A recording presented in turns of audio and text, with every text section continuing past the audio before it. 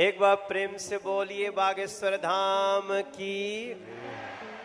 दोस्तों, बागेश्वर धाम सरकार जी इन दिनों कुछ ज्यादा ही चर्चाओं में है और YouTube, फेसबुक समेत कई सोशल मीडिया प्लेटफॉर्म्स पर ये छाए हुए हैं क्योंकि इनके अंदर जो खासियत है वो किसी चमत्कार से कम नहीं है। कई लोग तो इन्हें साक्षात भगवान मान रहे हैं क्योंकि ये लोगों के झूठ का पर्दाफाश करने से लेकर भूतों को भगाने तक ये सभी काम चुटकियों में कर देते हैं। और अब तो मनोज तिवारी से लेकर अमिताभ बच्चन और यहाँ तक कि मोदी जी भी इनके फैन है। कहा तो यहाँ तक जाता है कि बागेश्वर सरकार का एक अदृश्य सेनापति है जो भूतों को भगाने में इनकी मदद करता है। तो क्या है बागेश्वर सरकार की असल सच्चाई, आइए जानते हैं इस वीडियो में। दोस्तों, यूं तो हमारे देश में कई बाबा आए और कई गए, कई सारे लोगों ने उनके आश्रम में माथे टेके, यहाँ तक कि बड़े बड़े फिल्मी सितारों ने भी इनके दरबार में अपनी हाजिरी लगाई। लेकिन इस समय जो प्रसिद्धि बागेश्वर महाराज जी को मिल रही है वो आज तक किसी को नहीं मिली है। लंबे लंबे बालों वाले, माथे पर चंदन और अक्सर सर पर पगड़ी बांधे नजर आने वाले बागेश्वर धाम सरकार जी की बात ही कुछ और है। और इस चीज का सबसे बड़ा सबूत बड़े बड़े फिल्मी सितारों का इनके दरबार में आके इनके प्रवचन और गीत सुनना है। फिर चाहे मोदी सरकार के सबसे दिग्गज नेता मनोज तिवारी हों या फिर साउथ इंडियन फिल्म इंडस्ट्री के सुपरस्टार सुमन तलवार, जिन्होंने बागेश्वर धाम आकर बाबा के नाम पर ठुमके भी लगाए और हाथ जोड़कर नमस्कार भी किया। अभी हाल ही में सदी के महानायक अमिताभ बच्चन जी की एक वीडियो बहुत ज्यादा वायरल हो रही है जिसमें वो बैठकर बाबा के कीर्तन का आनंद ले रहे हैं। लेकिन दोस्तों, ये एक रात का चमत्कार नहीं है बल्कि इसके पीछे एक ऐसे बच्चे की कहानी छुपी हुई है जिसके संघर्ष के बारे में जानकर आपके भी होश उड़ जाएंगे। हजारों की संख्या में लोग अपनी मनोकामनाओं को पूरा करवाने और अपनी तकलीफों को दूर भगाने के लिए बागेश्वर धाम दर्शन के लिए पहुंच जाते हैं और ये सब कुछ मुमकिन हो पाया है बागेश्वर धाम जी के चमत्कारों की वजह से।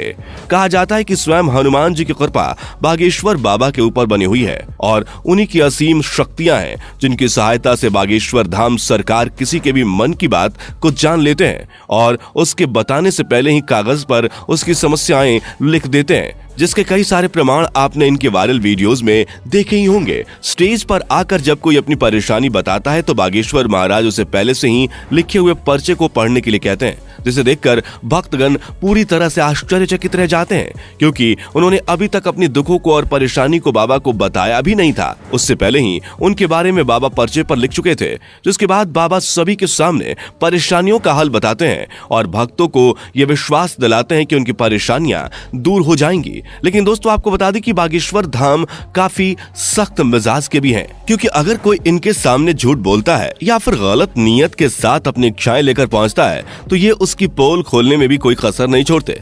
लेकिन ज्यादातर इनके पास परेशान लोग ही आते हैं। इनमें से कुछ लोग वो होते हैं जिनके ऊपर किसी भूत प्रेत का साया होता है, लेकिन बाबा के सामने आते ही वो भूत प्रेत का साया भी चुटकियों में भाग जाता है क्योंकि इनके ऊपर हनुमान जी की असीम कृपा है। वो कहते हैं ना कि भूत पिचास निकट नहीं आवे, महावीर जब नाम सुनावे। दोस्तों, हनुमान जी के परम भक्त बागेश्वर सरकार जी का असली नाम पंडित धीरेन्द्र कृष्ण शास्त्री है, लेकिन लोग इन्हें बागेश्वर धाम महाराज और बागेश्वर सरकार के नाम से जानते हैं। पंडित धीरेन्द्र कृष्ण शास्त्री जी का जन्म 4 जुलाई 1996 को मध्य प्रदेश के छतरपुर जिले के छोटे से गांव गढ़ा में हुआ था।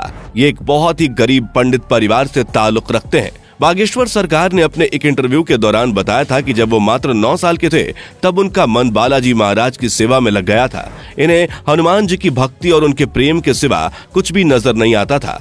बागेश्वर महाराज जी का कहना है कि हनुमान जी की भक्ति और उनकी कड़ी साधना का ही परिणाम है कि उन्हें ऐसी सिद्धियां प्राप्त हुई हैं जिनकी वजह से वो लोगों की सहायता कर पाते हैं। असल में इन्होंने अपनी शुरुआती शिक्षा अपने दादाजी के साथ रहकर प्राप्त की थी। कहा जाता है कि इनके दादाजी भी अपने समय के बहुत बड़े विद्वान शास्त्री हुआ करते थे और उन्हें भी दिव्य शक्तियां प्राप्त थीं। इनके दादाजी भी दिव्य दरबार लगाकर लोगों की समस्याओं का हल करते थे।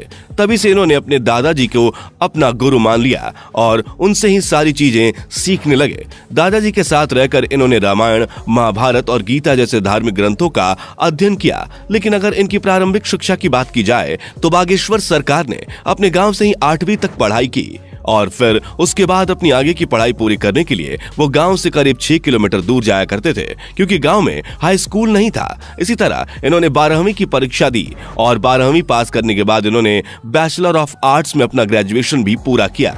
यानी कि हनुमान जी की असीम कृपा के साथ साथ बागेश्वर सरकार के पास डिग्रियां भी हैं। बता दें कि अपने ग्रेजुएशन के दिनों से ही धीरेन्द्र कृष्ण अपने दादाजी की तरह बालाजी महाराज की सेवा करने लग गए थे। इनके घर के पास बालाजी यानी कि हनुमान जी का एक प्राचीन मंदिर भी है, जहां पहले इनके दादाजी दरबार लगाया करते थे, लेकिन उनकी मृत्यु के बाद दरबार कई सालों तक खाली रहने लगा। लेकिन धीरेन्द्र कृष्ण शास्त्री ने हनुमान जी की सेवा करनी नहीं छोड़ी और वो लगातार बालाजी के नाम का ध्यान करने लगे। लंबे समय तक ध्यान में लीन रहने के बाद इनके ऊपर बालाजी और उनके स्वर्गीय दादाजी ने अपनी कृपा दिखाई और अचानक से ही उन्हें असीम शक्तियों का एहसास होने लगा। उन्हें महसूस हो रहा था कि वो लोगों के मन की बातों को समझ सकते हैं, वे क्या चाहते हैं, उनके दिमाग में क्या चल रहा है। ये सारी बातें वे बिना कुछ कहे ही समझ जाते थे और उनका निवारण भी बताते थे। अपनी इन शक्तियों का इस्तेमाल करके इन्होंने लोगों के कष्टों को दूर करना शुरू कर दिया। लोग जब इनके पास अपनी समस्या लेकर आते थे तो ये पहले से ही उनके मन की बात समझकर उन्हें समस्या का समाधान बता देते थे। धीरे धीरे धीरेन्द्र शास्त्री जी को यह समझ में आ गया कि उनके अंदर उनके दादाजी की ही तरह दिव्य शक्तियां मौजूद हैं। तब जाकर उन्होंने अपना दरबार लगाना शुरू किया और यहीं से धीरेन्द्र कृष्णा शास्त्री बागेश्वर धाम सरकार के नाम से फेमस होने लगे। मंगलवार और शनिवार को अपना धाम लगाकर ये भक्तों के दुख तकलीफों का निवारण करते हैं। जिनकी अर्जी लगती है उन्हें बागेश्वर धाम अपने पास बुलाते हैं और उसकी समस्या को उसके बिना कुछ बोले ही सवाल और सवालों का हल एक पर्चे में लिख देते हैं, जिससे लोगों का विश्वास बागेश्वर धाम पर और भी ज्यादा बढ़ने लगा है। आप ये जानकर हैरान रह जाएंगे कि बागेश्वर धाम सरकार ने केवल भारत में ही नहीं बल्कि पूरी दुनिया में अपने दरबार लगाए हैं और लाखों की भीड़ इकट्ठा करके उनके दुखों का निवारण किया है। कुछ लोग तो इन्हें साक्षात भगवान का दर्जा देते हैं। हालांकि कुछ महिलाएं ऐसी भी हैं जो बागेश्वर धाम सरकार की खूबसूरती को देखकर उनके ऊपर अपना दिल हार बैठती हैं और उनकी बातें सुनने और उन्हें एक नजर देखने के लिए उनके धाम पहुंच जाती हैं। लेकिन अपने सख्त मिजाज के लिए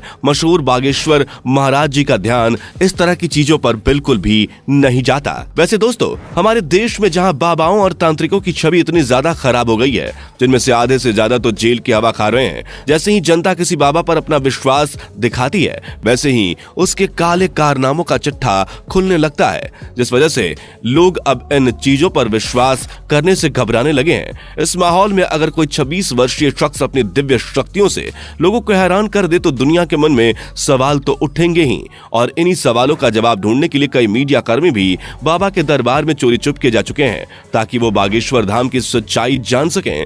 लेकिन इतने सारे स्टिंग ऑपरेशंस के बाद भी कोई जान नहीं पाया कि आखिर कैसे बागेश्वर महाराज लोगों के मन की बात जान लेते हैं, क्योंकि कई सारे जो नए लोग दरबार में आए होते हैं उनकी अर्जी लग जाती है और जब वो बाबा के सामने जाते हैं तो उनके मन की सारी बातें बाबा पहले से ही लिख चुके होते हैं। इस तरह की चीजें देखकर मीडिया कर्मियों के भी होश उड़ गए और वो लगातार बागेश्वर महाराज को लेकर जांच पड़ताल कर रहे हैं, लेकिन अभी तक उन्हें कोई भी ऐसी चीज प्राप्त नहीं हुई है जिसे लेकर वो बागेश्वर धाम सरकार के ऊपर किसी तरह का सवाल उठा सके या उन पर कोई आरोप लगा सके।